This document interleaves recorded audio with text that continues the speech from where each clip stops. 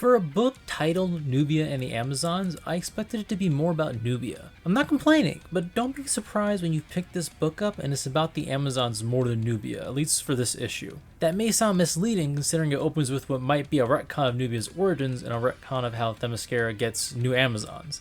Some might not like these changes. Nubia's role as Diana's sister has been made more metaphorical than literal. That can be both freeing to the character but also take a bit away. Nubia is not in Diana's shadow, but she feels more alone immediately.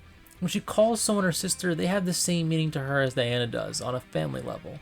I wouldn't mind it if this series establishes that Queen Hippolyta adopted Nubia in some way, because I like Nubia and Diana being raised as sisters, closer than most Amazons. I do think this retcon will lead to a quality story though. New Amazons, made of the souls of women who die by acts of violence in man's world, is full of story potential.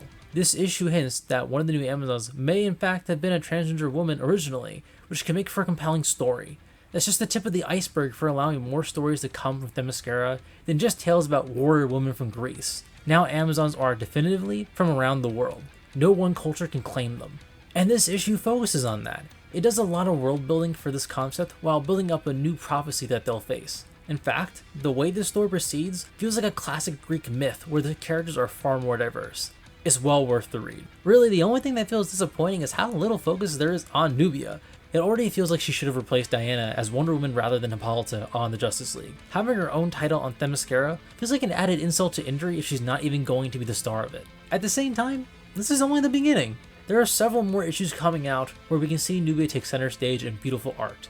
So suffice to say, I'm excited to read more of it.